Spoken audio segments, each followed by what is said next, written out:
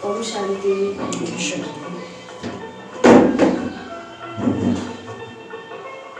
देखा जाए तो साकार बाबा अपने भक्ति काल में ही भागीरथ पुरुषार्थ में लग गए थे। तभी तो वे शिव बाबा के भाग्यशाली रथ बने और ज्ञान गंगा को उतारने के निमित्त बने।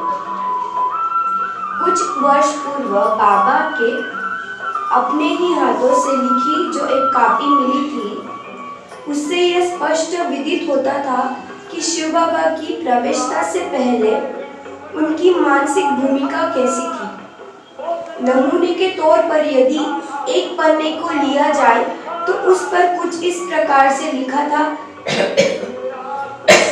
रे मन मंत्री, आज मैंने तुमसे बात करनी है। जब मैं आत्मा ही राजा हूँ, तब तू मुझ आत्मा की आज्ञा अनुसार क्यों नहीं चलता? इस प्रकार अंतर्मुखी होकर अपने को सुधारने और संवारने की ही प्रबल इच्छा उनमें स्पष्ट दिख पड़ती थी। तो बाबा की प्रवेशता के पहले ही ब्रह्मा बाबा जैसे पोता में लिखते थे कि उन्होंने आज क्या किया और उनसे क्या गलती हुई और वो सुधारते थे उस चीज को। मतलब बाबा आने के पहले ही वो ऐसे थे, इसलिए बाबा ने उनका रथ चुना है। इस भूमिका से पहले भी अपने सामान्य जीवन में बाबा बहुत व्यवहार कुशल थे। वे किसी कार्य को सिद्ध करने के लिए क्रोध, रोब, रोष या हिंसा आदि की भावना का आधार लिए बिना चातुर्य, युक्ति बल और स्नेह आदि का ही प्रयोग करते थे। तो हमने कल ही कहानी में देखा कि बाबा ने क्रोध या रोब नहीं किया उस बच्चे पर, उसे युक्ति से और चातुर्य से उसके मुख से वो चीजें निकाली। तो ऐसे बाबा थे।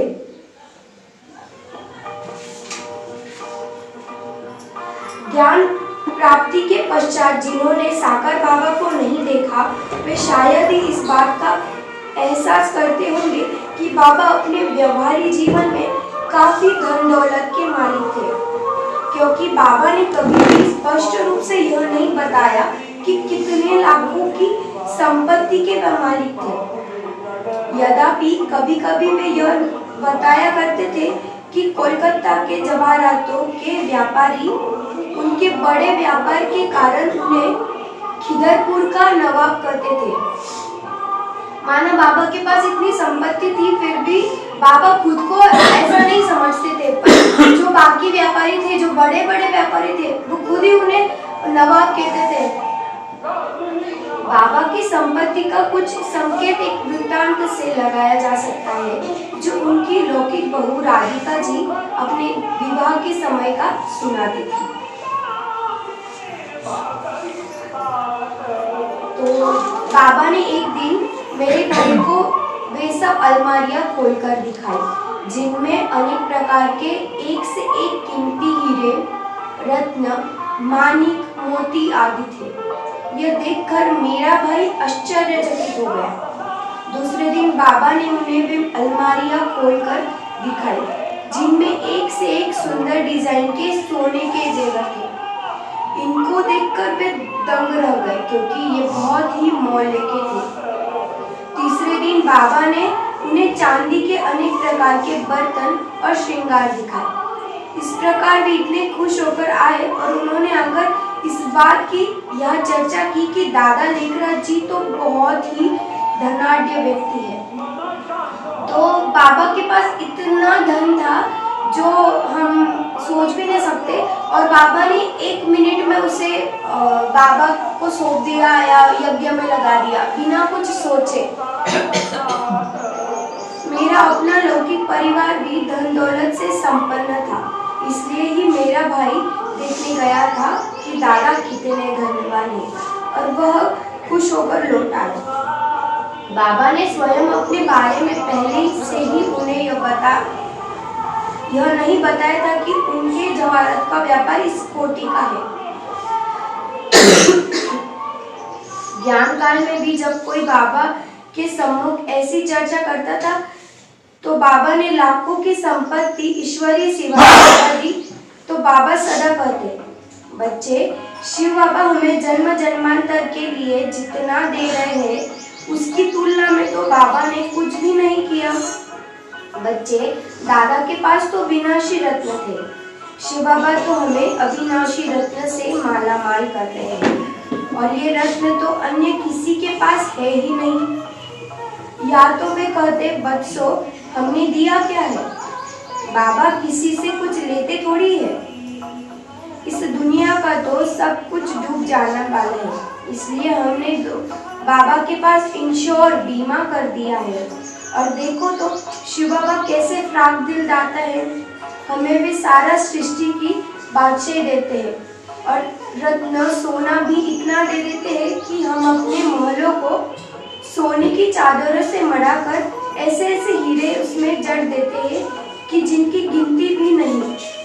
तो बच्चों सोचो तो कि हमने बाबा को कुछ दिया थोड़ी है, तो इतना सब देने के बाद भी बाबा के मन में 1% भी शंका नहीं थी कि इतना सब दे दिया। और बाबा को शिव बाबा पे पूरा निश्चय था, वो इतने निश्चय थे इसलिए मतलब उनमें इतने सारे गुण थे इसलिए तो बाबा ने उनका रथ चुना है।